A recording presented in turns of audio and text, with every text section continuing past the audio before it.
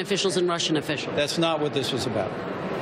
The president took strong and decisive leadership here to put the safety and security of the American people first.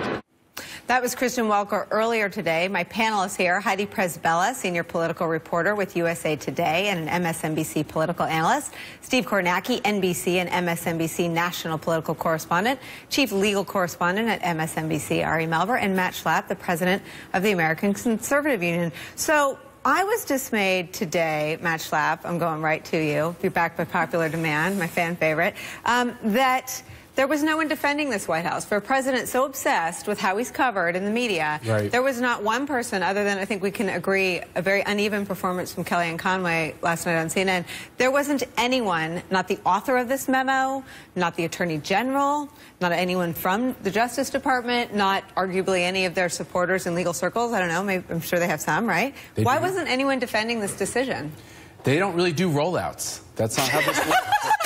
They make announcements, and I mean, to say the least, their staff didn't know. Well, okay, so you know this. Yeah. Senior staff often know big decisions, but the rest of the White House staff, they're not going to know. You think the whole senior staff knew this decision? I hate to tell it myself, but there were plenty of times in the Bush administration that I learned what happened by watching television, as embarrassing as that was. The president didn't see the need to read me into everything. Wars and stuff. That wasn't about personnel announcements. I don't think that's right. I actually think, I mean, so what could... So you think this could have happened in the Obama or the Bush administration, that we would have fired the FBI director and no one on staff would have known, well, and no one would have been prepared to defend the decision? This is the point you're making, which I think is, I completely agree with, which is, this is pretty cataclysmic to fire the FBI director. And in order to do that, you do have to have people who are well-versed into what the rationale was. And on a lot of issues, they just haven't put that team together. And, you know, I think it weakens their case when they don't have that, and they need to do that. And this is a clear case of that, where I actually think, I said yesterday on your show, it was time for Jim Comey to go. I didn't know my words were as powerful maybe as they turned out to be. We know that we have a viewer in Donald Trump. He heard you say that, and he said the decision's made. Get Sessions. Well, your point is that Jim Comey lost the right and the left. He had lost a lot of credibility. Let's be honest about it. And that's where I want to go with you, Heidi. I mean, the reaction was so interesting to me because it's the Democrats who have every reason in the world to want him gone. Many Democrats, not just in Congress, but around the country. I still hear they think Jim Comey cost Hillary Clinton the election. Yet they became his most staunch defenders in the last 22 hours. I think that can be consistent in that, despite everything that happened during the campaign, in this context where Republicans control every single lever of power, Comey became the only person who was in a position to be independent, and they had to cross their fingers and hope, because a lot of Democrats said, despite everything that happened, our nightmare scenario would be exactly this, because whoever gets installed there will be a Trump appointee, will have no one left. Comey is so steeped in this investigation. And what you just described happened. I think we have the sound. Sanders was asked in her briefing today who would be in charge of running the investigation now. We have her answer. We don't have it, but what she says is that would fall to Rod Rosenstein, the author of the extraordinary memo that you and I digested on live television last night. Right. I mean, I don't think this is about Democrats and Republicans. Obviously, the stakes are different. Look at what Jim Comey's done since the election. He has announced a Russian inquiry into whether a foreign adversary colluded with associates of Donald Trump to tip the campaign, tip the election.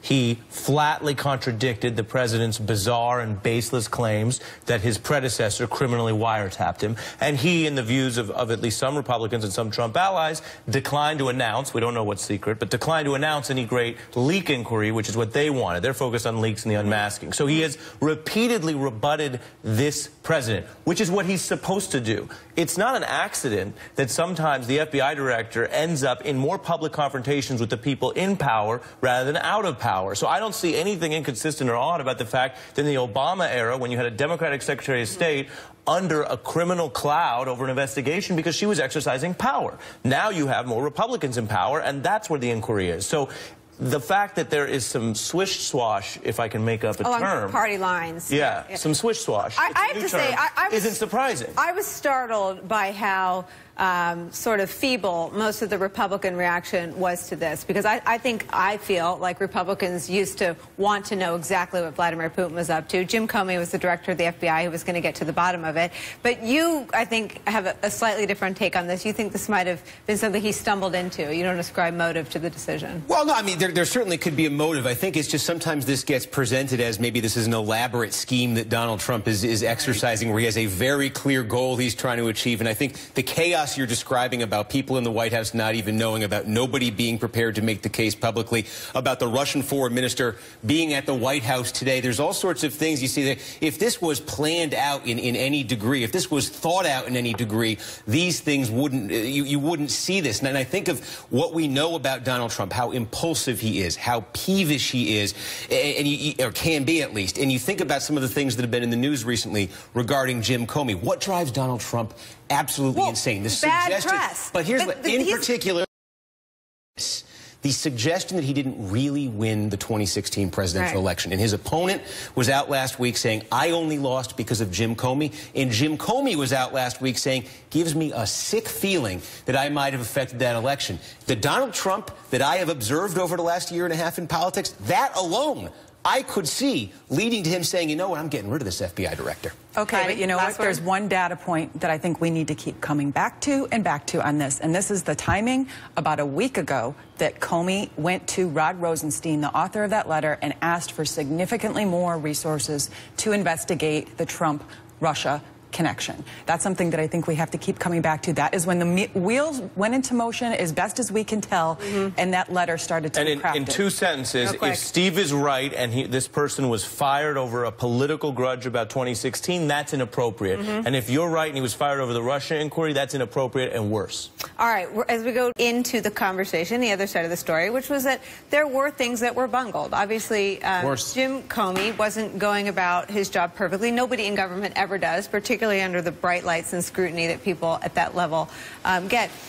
Why were those? I mean, I think there were only a handful. There were four. I wrote down four: Senators Burr, Congressman Dent, Senator McCain, and Senator Flake. But why are Republicans squeamish about the timing? Let's just leave it at the question of the timing of the firing. Well, because if you take the chain of events that this investigation is going on with this politically charged question of collusion potentially with our enemy, Russia, and Vladimir Putin into our election, that there could have been some Trump involvement in that, that's pretty... it's a pretty damning charge, the fact that that investigation's going on. If there's nothing to hide, why are you worried about the investigation? Just let it happen. Why can't they say that? Why can't more Republicans just... I mean, I get the feeling that they see a reporter with a camera and they all go scooting for the little train. I kind of feel like in the era of Trump, there is so much news, and they do things sometimes in their own way, right, their own unorthodox way, that Republicans are kind of like, they don't view it as their job always to defend him. Well, I don't think that, I think Mitch McConnell, plenty of people defended this decision. By the way, I'm fine with the decision.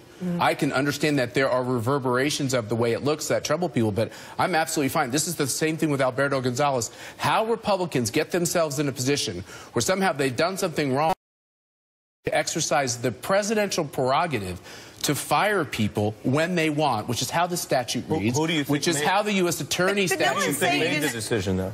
Who made the decision? This is a great question. In the end, it's the president's decision. In the end, the president has to approve the decision of something like this. Now, did he do it on the recommendation of this memo and the leadership of the Department of Justice? It really doesn't matter. In the end, this is a perfectly legal thing to do. The American people are smart. If they think that Donald Trump did this because he's going to hide the ball on the investigation, it doesn't matter, he won't get away with it. It doesn't matter whether the letter is truthful or not? Because the letter says it was a recommendation that originated with the Justice Department. I know, so either that's a true thing or it's not. Well, let me start over again. I am fine with the content of the letter. I'm just saying ultimately and you're fine with the outcome that Comey's totally fine. By the way, a lot of Democrats are too. They did not like Jim Comey. When Hillary Clinton said that that was one of the reasons she lost, most Democrats on the Hill agree with that. He's been erratic in his public performances. Some things he talks about very eloquently. Other things that would help bring more light to the situation, he all of a sudden says, oh, I'm not allowed to comment on that. It's been very frustrating for both sides. And the fact is what Jim Comey has done throughout his career is he's made Democrats feel like he's a Democrat. He's He's made Republicans feel like he's a Republican. He's the everyman. And in the end, he had nobody standing on his side. Last word, real quick, We keep coming back to why now. There's an IG investigation underway right now, and if it really was about Clinton emails and that all of a sudden Donald Trump had a nightmare that they mistreated Hillary Clinton, I need to act on this now. That still brings us back to the fact that there's an IG investigation that was designed to... Okay, Putin. In related news, Putin spoke as his foreign minister, Sergei Lavrov, met with President Donald Trump at the White House. And what is extraordinary about this meeting is that the normal pool of journalists who cover these types of events were not allowed to take any pictures or shoot any video in the meeting. The pictures you're looking at were distributed by the Russian Foreign Ministry. Now, what's supposed to happen, Matt and I both know this from experience, is that the Americans and the foreign government you meet with are supposed to negotiate on behalf of the press and their access. So is this another sign of the new normal? I don't know what happened today. I don't understand what Vladimir Putin is wearing. I don't understand so much of this. So don't make me... Does the American Conservative Union have an official position on Vladimir Putin? Yeah, we think he's a bad guy, and we think he did meddle in our elections, and we think that he meddles in our economy and our culture constantly. And I'm glad the president is, like President Obama, trying to at least start off on the right foot. But I think eventually we're going to be averse to each other. And that's the way this thing goes because Vladimir Putin's a bad guy. That was the last word from my friend Matt Schlapp, Heidi Presbella, Steve Kornacki, Ari Melber, and Matt Schlapp. Thank you so much for joining me for the hour.